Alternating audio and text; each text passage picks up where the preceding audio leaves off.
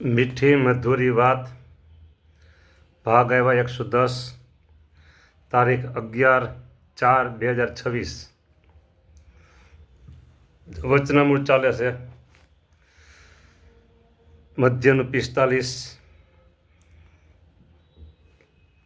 આગલો ભાગ પૂરો થઈ ગયો. મહારાજ ઉતારે પધાર્યા ગઈ કથામાં.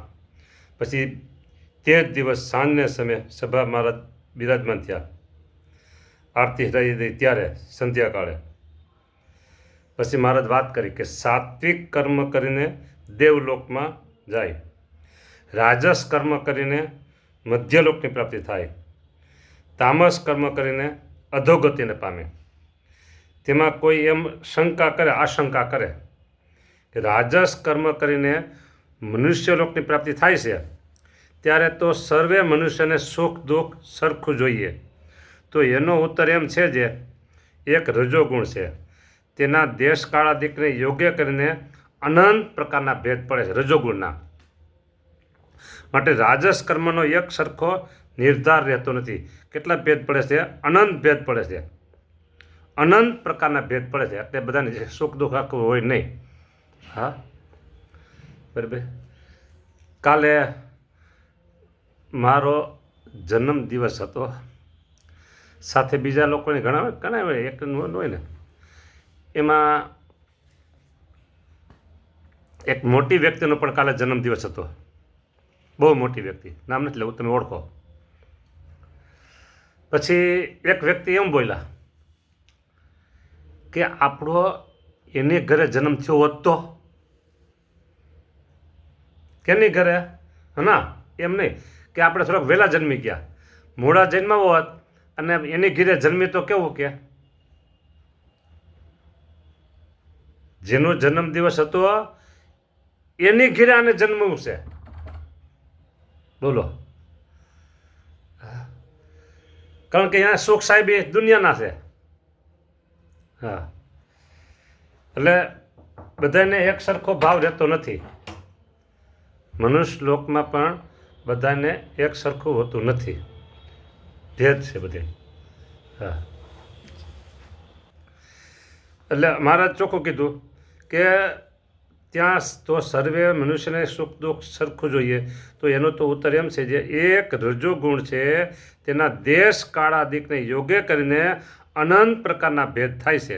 માટે રાજસ કર્મનો એક સરખો નિર્ધાર રહેતો નથી. એ તો જેવા દેશ કાળ સંગ અને ક્રિયાનો યોગ આવે તેવું કર્મ થાય. તેમાં પણ ભગવાનના ભક્ત, હવે સમજો, હવે આ વાત મુદ્દાની હવે સમજવાની આવી છે. ભગવાનના ભક્ત સંત, ભગવાનના ભક્ત સંત અને ભગવાનના અવતાર તે કુરાજી થાય એવું કાંઈક કર્મ થઈ જાય તો આ દેહે મૃત્યુ લોકમાં જમપુરીના જેવું દુઃખ ભોગવે. સમજો. હું એક વાત અત્યારે કરું છું. આમાં આવ્યું ભગવાનના ભક્ત સંત અને ભગવાનના અવતાર તે કુરાજી થાય હો. અત્યારે આપણા સંપ્રદાયની અંદર સમજો, નોંધ કરજો, અવતાર અને અવતારી ભેદની વાતો બહુ થાય છે. એટલે ટૂંકમાં ઉપાસના બાબતમાં એક પક્ષ એવો છે કે સ્વામિનારાયણ ભગવાન અને બીજા બધા અવતાર બધા એક જ છે, આવું માને છે. અને ભગવાને એને બુદ્ધિ વધારે આપી છે. બરાબર. એટલે સંપ્રદાયમાં કોઈક પ્રવચન કાંઈક થાય લાગે આમ છે એટલે તરત એની ઉપર વિડીયો બનાવે, એનું ખંડન કરે. બરાબર. એમાં અત્યારે હાલમાં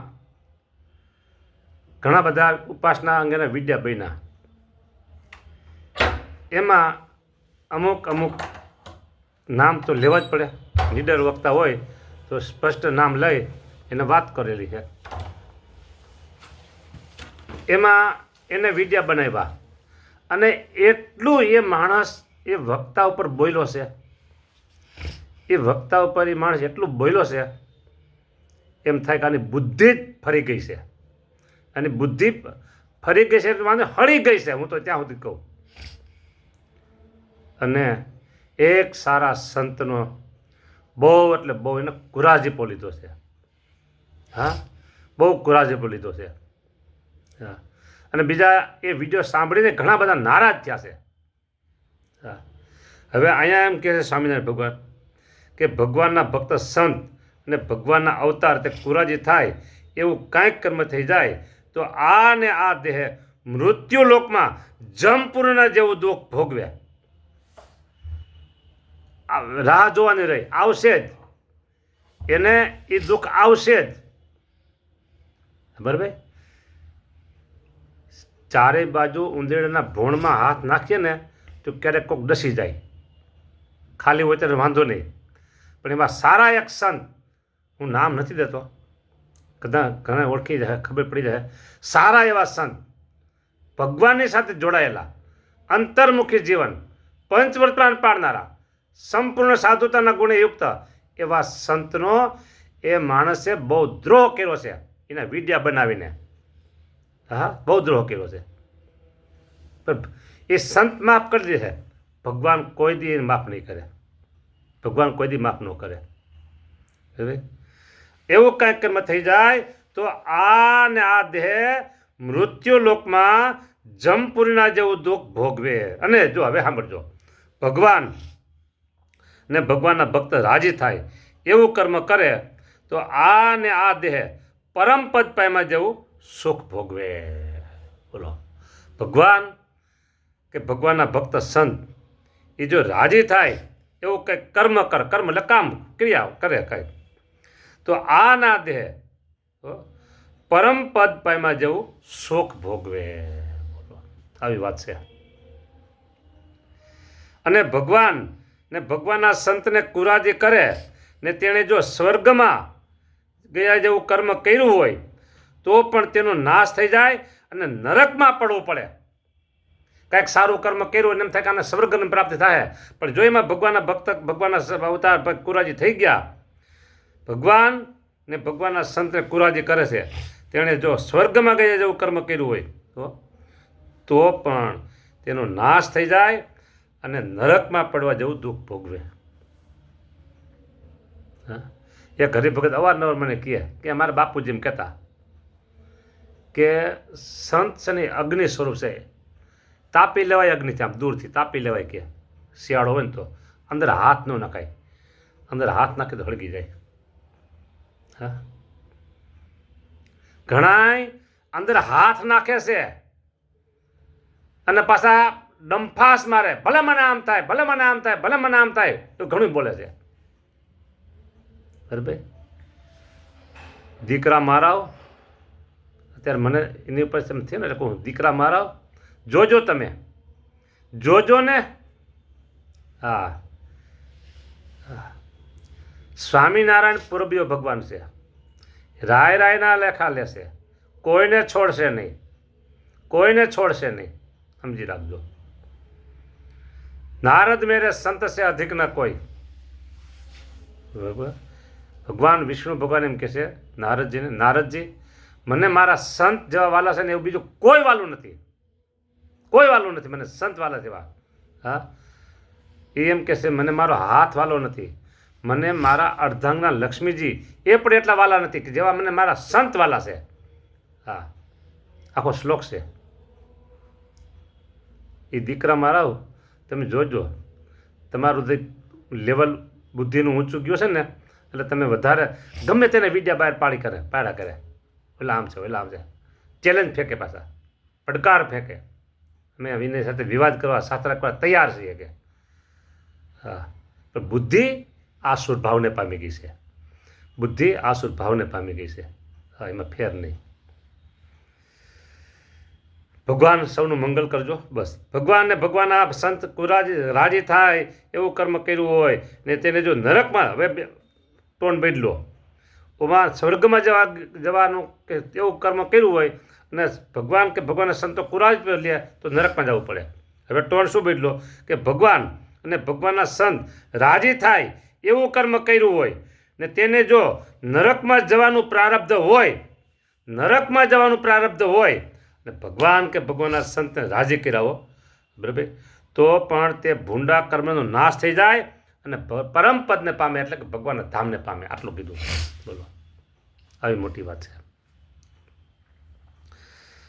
પોતાના સંબંધી હોય, માટે જે સમજવું હોય તેને તો ભગવાન ને ભગવાનના ભક્ત રાજી થાય તેમ જ કરવું. એટલે આ બુદ્ધિનું ફળ. સમજો એટલે બુદ્ધિશાળી, બરાબર. પછી ગમે એટલી વિદ્વતા હોય, બુદ્ધિ હોય, બરાબર, પણ એટલું સમજવું જોઈએ કે ભગવાન ને ભગવાનના ભક્ત રાજી થાય તેમ જ આપણે કરવું. પછી સગા સંબંધીને સમજાવો પાછા બધાને. લ્યો, પોતાના સંબંધી જે માણસ હોય તેને પણ એમ ઉપદેશ કરવો જોઈએ. ભગવાન ને ભગવાનના સંત જે પ્રકારે આપણા ઉપર રાજી થાય અને કૃપા કરે તેમ જ આપણે વર્તવું. અને ભગવાન ને ભગવાનના સંતને અગ્નિએ જ્યારે રાજી કર્યા છે ત્યારે અગ્નિને એવો પ્રકાશ પ્રાપ્ત થયો છે. સૂર્યચંદ્રાદિક પ્રકાશમાન છે તે પણ ભગવાન ને ભગવાનના સંતને શુભ ગુણે કરીને રાજી કર્યા છે, તેણે કરીને તેઓ. અને દેવલોક મૃત્યુલોકને વિશે જે સુખ્યા છે તે સર્વે ભગવાન ને ભગવાનના સંતને રાજી કર્યા હશે તે પ્રતાપે કરીને સુખ્યા છે. માટે હવે 1 મિનિટમાં, માટે જે પોતાના આત્માનું રૂડું થવાને ઈચ્છે તેને તો સદગ્રંથને વિશે કહ્યા જે સ્વધર્મ તેને વિશે રહીને ભગવાન ને ભગવાનના સંત રાજી થાય એ જ ઉપાય કરવો. પોતાના આત્માનું રૂડું થવાને ઈચ્છે તેને સદગ્રંથને વિશે, એટલે શાસ્ત્રમાં કહ્યા જે સ્વધર્મ તેને વિશે રહીને, આપણો જે પોતપોતાનો ધર્મ એને સ્વધર્મ, તેને વિશે રહીને ભગવાન ને ભગવાનના સંત રાજી થાય એ જ ઉપાય કરવો. બોલો, ભગવાન ને ભગવાનના સંત આપણી ઉપર રાજી કેમ થાય એ ઉપાય કરવો. આવી રીતે આ 45મું વચનામૃત્યુ ગઢડા મધ્ય પ્રકરણનું. સ્વામિનારાયણ ભગવાનની જય. વચ્ચે હું થોડુંક બોલી ગયો કારણ કે એક સંતનો અપરાધ એક વ્યક્તિએ કર્યો છે, એટલે એને પક્ષને લઈને બોલ્યો. જેને અપરાધ કર્યો છે એ વ્યક્તિ ગમે એટલી મહાન હોય, ગમે એટલી બુદ્ધિ હોય, ગમે એટલી વિદ્વતા હોય, ગમે એટલી શ્રેષ્ઠ હોય, પણ સંતનો એને અપરાધ કર્યો છે, જેવા તેવા હલકા શબ્દ બોલ્યા છે. એટલે મારે કેવું પડ્યું, સમજ્યા ને? હા, કે બુદ્ધિ ઝાજી છે એમ નહીં, બગડી ગઈ છે એમ ને, હળી ગઈ છે. હું તો એમ કહ્યું ને. હા, હળી ગયેલી બુદ્ધિ. હા, કદાચ કોઈને ખોટું લાગે તો ક્ષમા કરજો, પણ હળી ગયેલી બુદ્ધિ છે એમાં એ ખોટું નથી. હા, અને એનો સ્વભાવ જ એવો છે, જેને તેને બોલી અને કુરાજી લેવાનો, બરાબર. ભગવાન, હું તો કહું એનું મંગળ કરજો, પણ ભગવાન મંગળ કેમ કરશે? કારણ કે ભગવાનને વાલા જે સંત એને કુરાજી કર્યા છે. જય સ્વામિનારાયણ.